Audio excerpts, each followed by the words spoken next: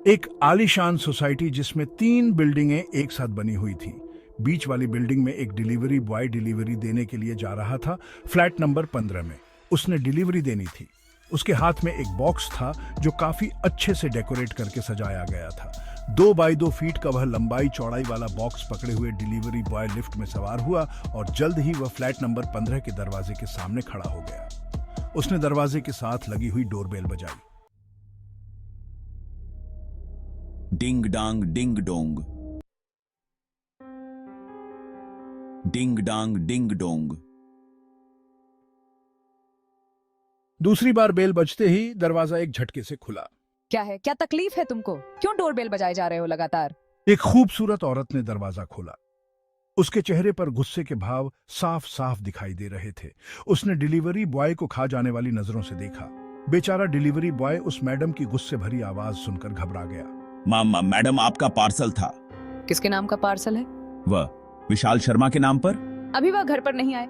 7 बजे वह आते हैं, तब आना। उनको ही पार्सल दे देना। भड़ाक! मैडम ने इतना कहकर दरवाजा फिर से डिलीवरी बॉय के मुंह पर बंद कर दिया।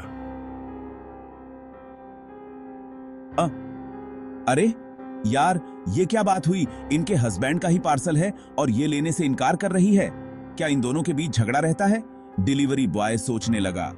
5 बजे तो मेरी छुट्टी हो जाती है, 7 बजे कौन फिर से आएगा? ऊपर से बॉस भी पार्सल ना देने की वजह से मुझे ही खरी खोटी सुना देगा। एक बार फिर से ट्राई करता हूं, डिलीवरी बॉय ने मन में सोचा और फिर गेट की तरफ बढ़ गया। वॉचमैन ने डिलीवरी बॉय को देखा और उसे देखकर मुस्कुराने लगा। क्या हुआ चाचा, आप इतना मुस्कुरा क्यों रहे हो? डिलीवरी बॉय ने अपनी बाइक अधेड़ उम्र के वॉचमैन के आगे रोकी और उसकी तरफ देखा। वह वॉचमैन 40 साल की उम्र के करीब का था। 6 फीट की कद काठी, दुबला पतला सा, गोरे रंग का, क्लीन शेव किए हुए।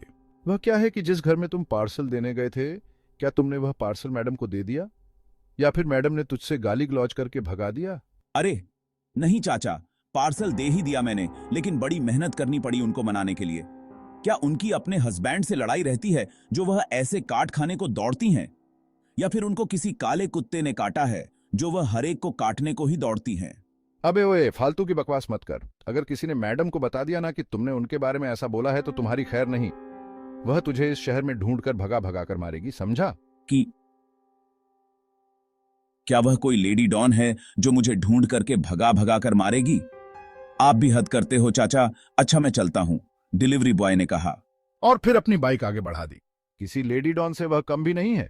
अपने पति का जीना हराम कर रखा है उस औरत ने।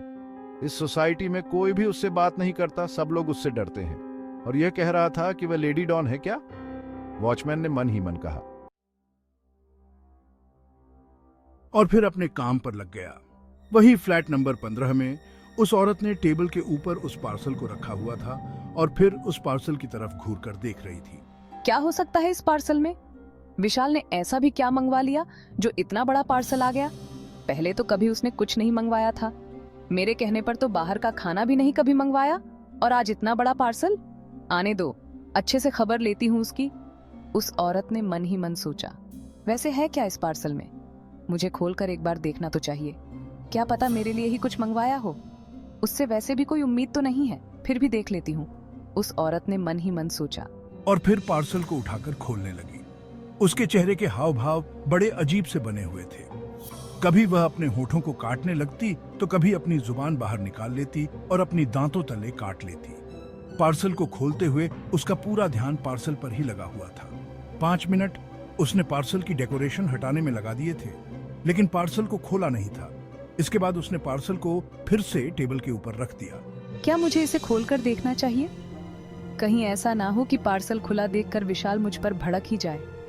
उसका कोई भरोसा नहीं, कब काले कुत्ते की तरह काटने दौड़ पड़े। उस औरत ने फिर से मन में सोचा, लेकिन अगर एक बार इसे मैं देख लेती हूँ तो क्या ही बिगड़ जाएगा किसी का?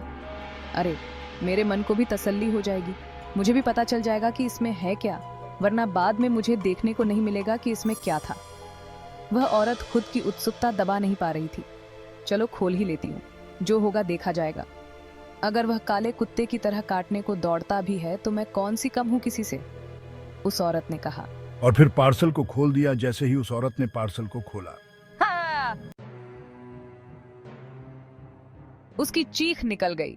उसकी चीख इतनी तेज थी कि बिल्डिंग के बाहर तक सुनाई दी थी। गेट पर ड्यूटी कर रहा वॉचमैन तक उसकी चीख सुनकर घबरा गया था। क्या यह तो फ्लैट नंबर 15 से चीखने की आवाज आई है? ऐसा भी क्या हो गया फ्लैट नंबर 15 में? वॉचमैन ने मन में सोचा। और फिर बाहर वाले गेट को अच्छे से बंद करके वह बिल्डिंग की तरफ भाग खड़ा हुआ। मुझे जाकर देखना होगा आखिर हो क्या गया है। मैडम इतनी जोर से चिल्लाई क्यों? वॉचमैन दनदनाते हुए सीढ़ियां चढ़ने लगा। वह लिफ्ट के रास्ते ऊपर जाना भूल गया था। उस बिल्डिंग में उस फ्लैट के सामने के फ्लैट में रहने वाले परिवार ने भी उस औरत की चीख सुनी थी। उस घर में इस वक्त 2 महिलाएं बैठी हुई थी। अरे यह तो शारदा की चीख है, क्या हुआ होगा उसे? अधेड़ उम्र की औरत ने अपने पास बैठी हुई अपनी खूबसूरत बेटी की तरफ देखा। मुझे क्या मालूम मम्मी क्या हुआ होगा। दफा करो उसको, सीधे मुंह किसी से बात ही नहीं करती वह तो। अरे वह हमारे पड़ोसी हैं, फिर भी हमें देखना चाहिए क्या हुआ है। अधेड़ उम्र की औरत ने अपनी बेटी को समझाया।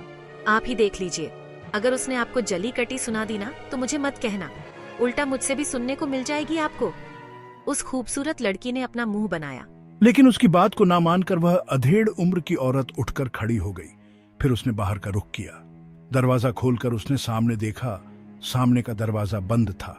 दरवाजा तो बंद है, फिर शारदा चिल्लाई। क्यों? क्या उसने कोई चूहा देख लिया? इतना तो मुझे मालूम है कि वह चूहे से बहुत डरती है। कई बार वह चूहे देखकर चिल्लाई और बेहोश हो गई थी। कहीं अब भी बेहोश तो नहीं हो गई चूहे को देखकर, उस औरत ने मन में सोचा।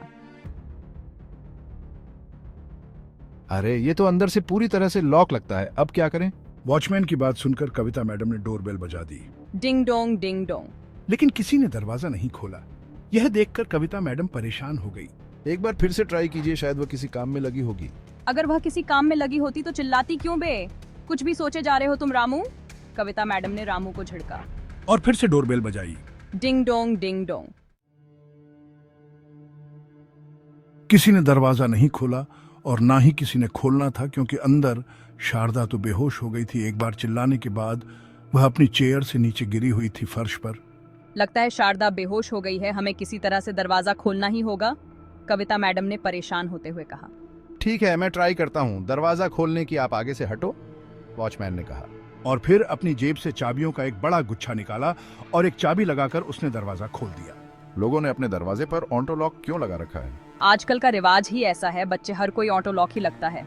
कुंडी लगाने वाला रिवाज खत्म हो गया, मॉडर्न जमाने के साथ चलना पड़ता है सबको, समझे? मैडम कविता, आप मुझे हमेशा बच्चा ही कहती हो, ऐसा क्यों? जबकि मेरी उम्र 40 साल हो गई है।